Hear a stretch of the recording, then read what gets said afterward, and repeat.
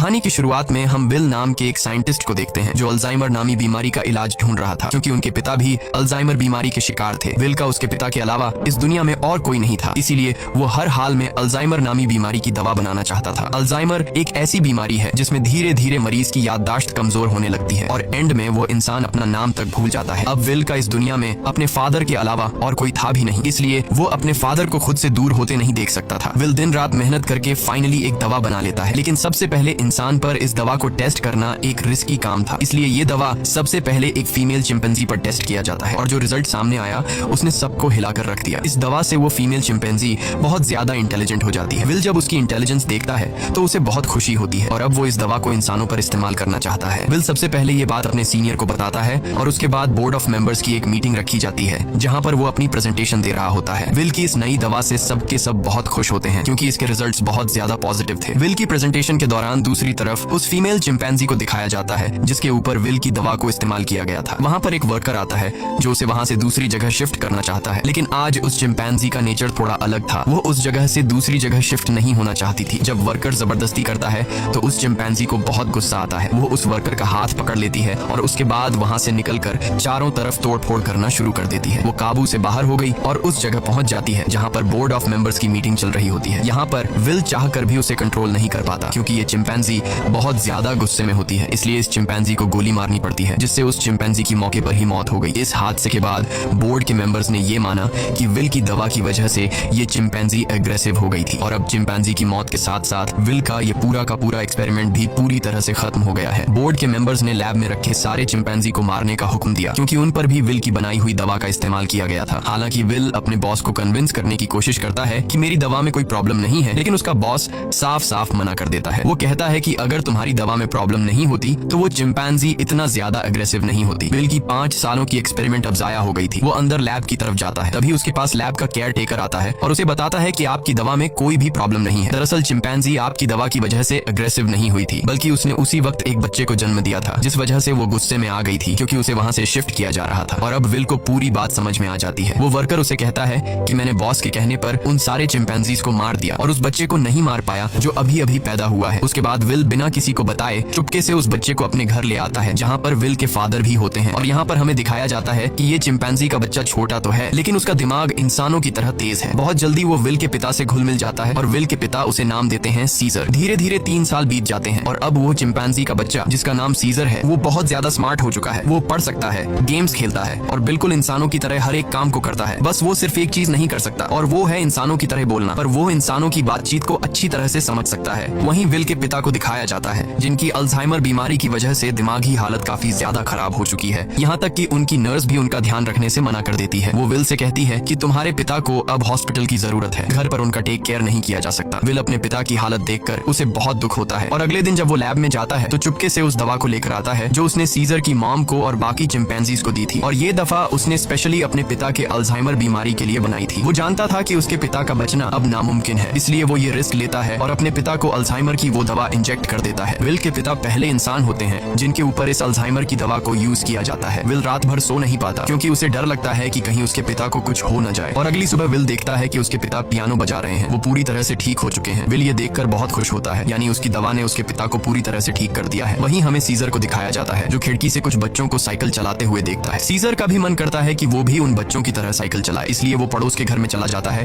पर इस घर का मालिक बहुत ही खड़ूस इंसान था। वो सीजर को देख लेता है। अब वो सीजर को मारने के लिए बेसबॉल का बैट उठाकर उस पर हमला कर देता है, लेकिन उससे पहले कि वो उसे बुरी तरह से मारता, यहाँ पर विल और उसके पिता सीजर को बचा लेते हैं। विल पड़ोसी को समझाने की कोशिश करता है कि ये सिर्फ खेलने की कोशिश कर रहा था, इससे तुम्हें कोई खतरा नहीं है। पड़ोसी कहता है कि ये मेरे बच्चों को नुकसान पहुंचा सकता है और अगर ये बंदर का बच्चा दोबारा यहाँ पर आया तो मैं इसे मार दूंगा। यहाँ पर सीजर के पैर पर चोट लग गई होती है, इसलिए विल उसे डॉक्टर कैरोलिन के पास ले जाता है और जब कैरोलिन उसका इलाज करती है तो उसे पता चलता है कि ये बहुत ज्यादा इंटेलिजेंट है क्योंकि सीजर विल से इशारों में बात कर रहा होता है। जल्द ही विल और डॉक्टर कैरोलिन की आपस में दोस्ती हो जाती है। कैरोलिन को सीजर बहुत पसंद आ जाता है, इसलिए वो विल के घर आना शुरू कर देती है, जहाँ उसे पता चलता है कि सीजर हमेशा घर पर रहता है, उसे बाहर नहीं ले जाया जाता, इसीलिए सीजर हमेशा खिड़की से बाहर देखता रहता है। कैरोलिन विल से कहती है कि हमें उसे बाहर ले जाना चाहिए। विल को ये आइडिया पसंद आया और अगले दिन विल और कैरोलिन सीजर को पास के एक जंगल में ले गए जिसका नाम रेडवुड है। वह खूबसूरत जंगल सीजर के लिए किसी जन्नत से कम नहीं था। सीजर को ये जगह बहुत पसंद आई और इसी तरह से 2 साल और बीत जाते हैं। अब विल और कैरोलिन एक दूसरे के साथ रिलेशनशिप में आ चुके हैं। सीजर भी अब बड़ा हो चुका है और ये लोग हमेशा उस जंगल में आते। एक दिन जब ये लोग रेडवुड जंगल में होते हैं तो वहाँ एक फैमिली आती है जिनके पास एक डॉग होता है जिसके गले में पट्टा बांधा गया होता है। वो डॉग सीजर पर भौंकने लग जाता है जिसे देखकर सीजर बहुत ज्यादा मायूस हो जाता है। सीजर इसलिए मायूस नहीं होता कि डॉग ने उस पर भौंका, बल्कि वो डॉग के गले में पट्टा देख लेता है और पट्टा तो उसके गले में भी विल ने बांधा था। वो विल से इशारे में पूछता है, क्या मैं तुम्हारा कोई पालतू जानवर हूँ? जिस पर विल जवाब देता है, नहीं, तुम पालतू नहीं हो, तुम मेरे बेटे हो। पर सीजर अब समझदार हो चुका था। वो अपने बारे में जानना चाहता था कि वो कौन है और कहाँ से आया है। इसलिए विल सीजर को अपनी लैब के बाहर ले जाता है और बताता है कि तुम्हारी मॉम यहाँ पर थी, हमने उसके ऊपर एक दवा का इस्तेमाल किया था और उसी दवा की वजह से आज तुम इतने ज्यादा इंटेलिजेंट हो। अब सीजर को अपने बारे में सब कुछ पता चल चुका है। इसके बाद ये लोग घर आते हैं जहाँ पर विल के पिता को दिखाया जाता है जिनकी अल्जाइमर बीमारी अब वापस पहले जैसी हो चुकी है। वो चम्मच के उल्टे तरफ से खाना खाने लगा। विल समझ गया कि अब इस दवा ने उसके पिता के दिमाग पर असर करना छोड़ दिया है। इस बात से विल बहुत परेशान होता है और जब विल काम पर गया होता है तो विल के पिता का गाड़ी चलाने का मूड हो जाता है, लेकिन अल्जाइमर बीमारी की वजह से वो भूल चुके होते हैं कि गाड़ी को ड्राइव कैसे किया जाता है। जब वो कार स्टार्ट करता है तो उसे कार कंट्रोल नहीं हो पाती, इसलिए वो सीधा जाकर अपने पड़ोसी की गाड़ी को टक्कर मार देता है। पड़ोसी जब यह सब कुछ देखता है तो वो जल्दी से बाहर आ जाता है। ये वही पड़ोसी है जिसने कुछ साल पहले सीजर को मारा था और अब वो विल के पिता को कॉलर से पकड़कर गाड़ी से बाहर निकालता है, उन्हें मारने लगता है। तभी अचानक खिड़की से सीजर की नजर उन पर पड़ती है और जब वह देखता है कि उनका पड़ोसी विल के पिता को मार रहा है तो वह अपने आप को कंट्रोल नहीं कर पाता। वो बाहर आता है और उस पर हमला कर देता है। सीजर इतना गुस्से में आ गया होता है कि वो उस पड़ोसी की उंगली काट लेता है, जिसके बाद उनका पड़ोसी विल के चिंपैंजी सीजर पर कोर्ट में केस करता है। इसीलिए कोर्ट ये फैसला करती है कि अब सीजर को घर पर नहीं रखा जा सकता। तब यहाँ एनिमल कंट्रोल टीम आती है और वो सीजर को उस जगह ले जाते हैं जहाँ पर और भी चिंपैंजीज रहते हैं। सीजर को लगा कि वो यहाँ घूमने के लिए आया है, इसलिए वो एक्टिविटी हॉल को देखकर खुश था, लेकिन उसे पता नहीं था कि अब वो यहाँ हमेशा के लिए कैद रहने वाला है। सीजर जब विल को यहाँ से जाते देखता है तो वो उसके पास दौड़कर आता है, लेकिन अब सीजर उस जगह में कैद हो चुका था। सीजर विल के पास आया और शीशे के दूसरी ओर से इशारे करने लगा कि मुझे भी अपने साथ ले चलो, लेकिन विल मजबूर है और वो कहता है कि तुम्हें अब यहीं पर रहना होगा। इस बात से सीजर को बहुत दुख होता है और विल उसे यहीं पर छोड़कर चला जाता है। दूसरी तरफ विल के पिता को दिखाया जाता है जो एक बार फिर पूरी तरह से अल्जाइमर के शिकार हो चुके हैं और विल अब पहले से भी ज्यादा स्ट्रॉन्ग दवा बनाएगा ताकि वह अपने पिता की बीमारी को हमेशा के लिए ठीक कर दे। विल यह बात अपने बॉस को बताता है कि वह दवा जो मैंने पहले बनाई थी मैंने अपने पिता के ऊपर इस्तेमाल की थी, वो पूरी तरह से ठीक हो गए थे, लेकिन ज्यादा वक्त तक नहीं। अब वो दोबारा से कमजोर हो रहे हैं, इसलिए अब मैं पहले से भी ज्यादा स्ट्रॉन्ग दवा बनाना चाहता हूँ। उसका बॉस उसे इजाजत दे देता है। दूसरी तरफ सीजर को दिखाया जाता है जो बहुत ही ज्यादा उदास था। उसे उम्मीद थी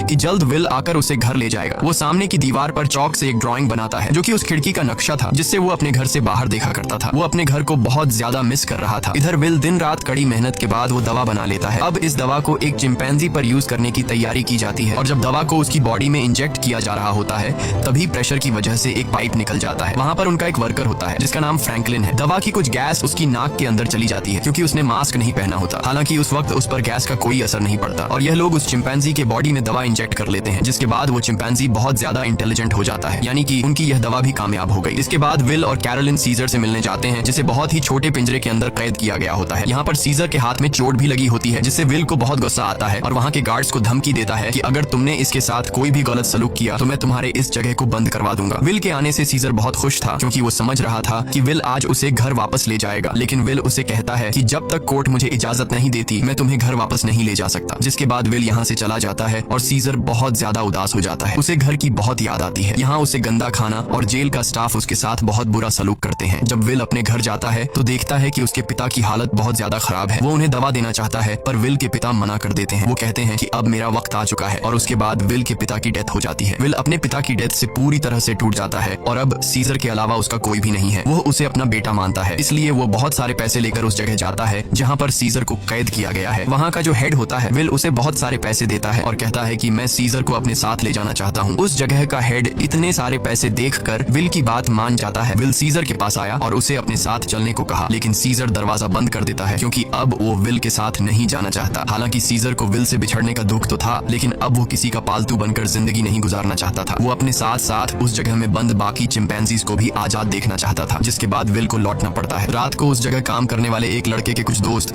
यहाँ पर चिंपैंजीज को देखने के लिए आते हैं और जब इनमें से एक लड़का सीजर के पास आता है तो सीजर उसे पकड़कर अपनी तरफ खींचता है और उसकी जेब से चाकू निकाल लेता है। उस चाकू से सीजर रात को अपने सेल का गेट खोल लेता है। उसके बाद वो सेल से निकलकर चुपके से छत के रास्ते से होते हुए सीधा विल के घर पहुंच जाता है, जहाँ पर उसे वो नई दवा मिल जाती है जो विल ने अल्जाइमर के नए पेशेंट्स के लिए बनाई थी। और अब इस दवा को लेकर वापस वो उसी जगह आ जाता है जहाँ पर बाकी चिंपैंजीज को कैद किया गया है और वहाँ पर उस दवा को खोल देता है जिससे सारी की सारी गैस चिंपैंजीज इनहेल कर लेते हैं, जिसके बाद सबके सब चिंपैंजीज सीजर की तरह इंटेलिजेंट हो जाते हैं। उनके अंदर सोचने समझने की शक्ति आ जाती है और सीजर का पहला मिशन भी यही था कि सब चिंपैंजीज मेरी तरह इंटेलिजेंट हो जाए, तभी हम सब इस जगह से भाग पाएंगे। और वो ऐसा करने में कामयाब हो गया। लेकिन दूसरी तरफ फ्रैंकलिन, जिसका गलती से वो गैस नाक के जरिए अंदर चली गई थी, उसकी डेथ हो जाती है। इसका मतलब ये है कि यह दवा सिर्फ चिंपैंजीज पर असर करती है और इंसानों को यह दवा मार देती है। वहीं सीजर को दिखाया जाता है जो अब बाकी चिंपैंजीज के साथ उस जगह से भागना चाहता है, लेकिन तभी वहाँ का एक वर्कर जो सब चिंपैंजीज को बहुत टॉर्चर किया करता था वो आ जाता है। और जब वो अपनी करंट वाली स्टिक से उन्हें करंट लगाने की कोशिश करता है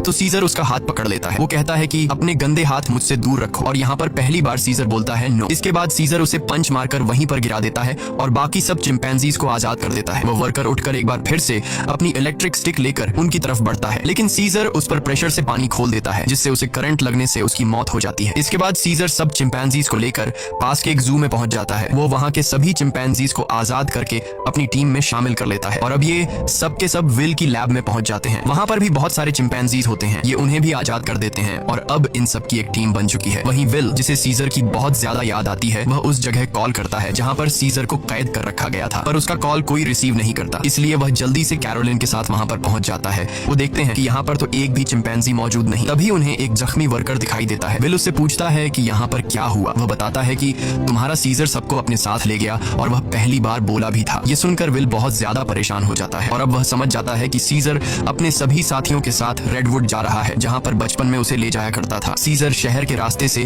अपने साथियों के साथ आगे की तरफ बढ़ रहा होता है। रास्ते में एक ब्रिज आता है जहाँ पर पुलिस उनका रास्ता रोक लेती है और इसके बाद चिंपैंजीज और पुलिस के बीच में एक बहुत बड़ी फाइट होती है। हालांकि सीजर का मकसद इंसानों को चोट पहुंचाना नहीं था, बल्कि अपने चिंपैंजी भाइयों को आजाद करके उन्हें रेडवुड जंगल तक पहुंचाना था। उनके ऊपर हेलीकॉप्टर से हमला किया जाता है और जब सीजर को नुकसान पहुंचने वाला होता है तो तभी वहां पर एक गोरिल्ला हेलीकॉप्टर के ऊपर कूद जाता है और हेलीकॉप्टर को क्रैश कर देता है, जिससे उसकी जान चली जाती है। और तभी वहां पर कोबा नामी चिंपैंजी आता है। कोबा वही चिंपैंजी है जिसकी बॉडी पर लैब में एक्सपेरिमेंट किया गया था, जो उस आदमी को मार देता है जो हेलीकॉप्टर से उन पर गोलियां चला रहा था। यहाँ जब एक गोरिल्ला पुलिस वाले को चीरने वाला था तब सीजर उसे रोक लेता है, क्योंकि सीजर पुलिस वालों को रोकना चाहता था, उन्हें मारना नहीं। अब ये सब के सब ब्रिज को क्रॉस कर रेडवुड पार्क पहुंच जाते हैं, जहाँ पर विल भी कुछ देर में पहुंच जाता है। वो सीजर को आवाजें देने लगता है। इस दौरान एक दूसरा चिंपैंजी विल पर हमला करने वाला होता है कि तभी सीजर उसे रोकता है। विल सीजर से कहता है कि तुम मेरे साथ घर चलो, नाराजगी छोड़ दो, नहीं तो पुलिस तुम सबको मार देगी। सीजर विल को अपने गले लगाता है और उसके कान में कहता है कि अब यही मेरा घर है। और विल समझ जाता है कि सीजर को उसकी दुनिया मिल चुकी है, वह उसके साथ लौट कर नहीं आएगा। विल सीजर से कहता है ठीक है, ये तुम्हारी जिंदगी है, जी लो इसे। जिसके बाद विल सीजर को यहीं छोड़कर चला जाता है। अब सीजर और उसके साथियों की यह एक नई दुनिया है और सीजर इन सब का लीडर है। वहीं हमें विल के पड़ोसी को दिखाया जाता है जिसकी उंगली सीजर ने काटी थी और अचानक उसकी नाक से खून निकलने लगता है। दरअसल फ्रैंकलिन, जो विल का कलीग था जिसने एक्सपेरिमेंट के दौरान गैस इनहेल कर ली थी, वो ये सब कुछ बताने के लिए विल के घर आया था। लेकिन विल घर पर न होने की वजह से फ्रैंकलिन उसके पड़ोसी के पास गया। अचानक उसे खांसी आई जिससे खून के छींटे उसके ऊपर गिर गए और अब ये भी उस वायरस से इन्फेक्टेड है। दरअसल ये एक पायलट होता है जो कि इंटरनेशनल फ्लाइट्स उड़ाता है। इसका मतलब ये वायरस पूरी दुनिया में फैला देगा, जिससे पूरी दुनिया बदल जाएगी, और होता भी ऐसा ही है। इस मूवी का सेकंड पार्ट 2014 में आया था, जिसमें दिखाया जाता है कि वायरस को फैले हुए आज 10 साल हो चुके हैं और दुनिया से इंसानों की बहुत बड़ी आबादी खत्म हो चुकी है। जहां एक तरफ इंसानों की आबादी कम हो रही थी, दूसरी तरफ चिंपैंजीज की जनरेशन बढ़ती जा रही थी। ये सभी उस जंगल में पूरी तरह से फैल चुके थे और वो सभी अब पहले से भी ज्यादा स्ट्रांग हो चुके थे। यहाँ हमें सीजर को दिखाया जाता है, वो अब भी सभी चिंपैंजीज का लीडर है और इस जंगल में सीजर का ही राज चलता है। इस जंगल में अब इंसानों का आना मना है। सीजर का अब एक बेटा हो चुका है जिसका नाम ब्लू आई है। एक दिन सीजर का बेटा जब अपने दोस्त के साथ जंगल में घूम रहा होता है, तभी उनके सामने एक इंसान आ जाता है जो जंगल में अपनी टीम के साथ हाइड्रो इलेक्ट्रिक डैम देख रहा होता है, ताकि पूरे शहर को इलेक्ट्रिसिटी दोबारा से दी जा सके, और ये डैम चिंपैंजीज के इलाके में है। अब वो आदमी जब सीजर के बेटे ब्लू आई और उसके दोस्त को देखता है तो वो बहुत ज्यादा डर जाता है और अपनी गन निकाल लेता है। सीजर का बेटा भी घुर्राने लगता है। वो आदमी डर कर गोली चला देता है, जिससे सीजर के बेटे का दोस्त घायल हो जाता है। गोली की आवाज सुनकर सभी चिंपैंजीज यहाँ पर आ जाते हैं। साथ ही जिस आदमी ने गोली चलाई होती है उसके साथी भी आ जाते हैं, जो यहाँ पर डैम ढूंढ रहे होते हैं। चिंपैंजीज उन्हें मारना चाहते हैं। वो सब उन लोगों पर बहुत ज्यादा गुस्सा होते हैं। तभी इंसानों के ग्रुप का लीडर आगे आता है जिसका नाम मैल्कम है। वो सीजर से बात करता है। वो उसे बताता है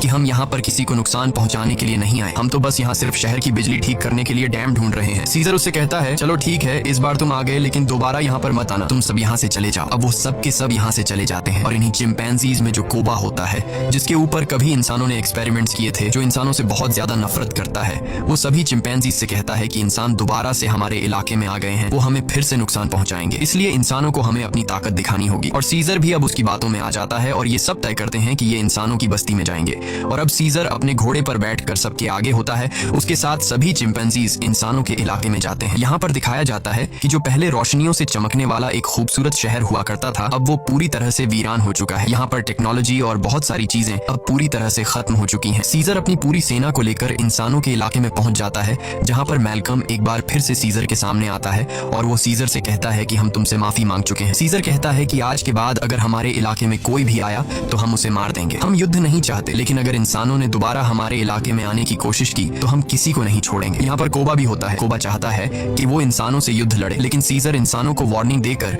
यहाँ से पूरी सेना के साथ निकल जाता है। वही मैल्कम को दिखाया जाता है जो बहुत ज्यादा परेशान होता है, क्योंकि जिस जगह में ये लोग रह रहे थे वहाँ पर बिजली नहीं थी और उनका पावर प्लांट खास उसी जगह में था जहाँ पर चिंपैंजीज का इलाका था। वहाँ पर जाना मतलब अपनी मौत को दावत देना है, लेकिन सारी जिंदगी ये लोग बिना इलेक्ट्रिसिटी के तो नहीं रह सकते थे, इसलिए उन्हें हर हाल में वहाँ पर जाकर बिजली ठीक करनी थी। मैल्कम अपने सीनियर से कहता है कि हमें एक बार सीजर से बात करके देखना चाहिए, क्या पता वो हमारी तकलीफ को समझ ले। जिसके बाद मैल्कम अपनी फैमिली और एक ग्रुप लेकर वहाँ जंगल के बाहर पहुंच जाता है। मैल्कम जब सीजर को अपनी सारी सिचुएशन बताता है तो सीजर समझ जाता है, क्योंकि वो इंसानों के साथ रह चुका है। उसे पता है कि इलेक्ट्रिसिटी का मतलब क्या है और इंसानों के लिए वो कितनी जरूरी है। सीजर कहता है ठीक है, तुम लोग अंदर आ सकते हो, मगर एक शर्त पर, तुम्हें सारे हथियार हमारे हवाले करने होंगे। मैल्कम मान जाता है और अब अपनी टीम के साथ वो उस जगह पहुंच जाता है जहाँ पर पावर प्लांट है और इसके बाद ये लोग वहाँ पर काम करना शुरू कर देते हैं। मैल्कम की वाइफ और उसका बेटा चिंपैंजीज के बच्चों से बहुत जल्दी घुल मिल जाते हैं और जब ये लोग पावर प्लांट पर काम कर रहे होते हैं तभी एक चिंपैंजी को वहाँ पर छुपी हुई एक गन मिलती है और वो गन सीधा वो लेकर जाता है सीजर के पास। और जब सीजर को पता चलता है कि इंसान अपने साथ छुपाकर यहाँ पर गन लाए हैं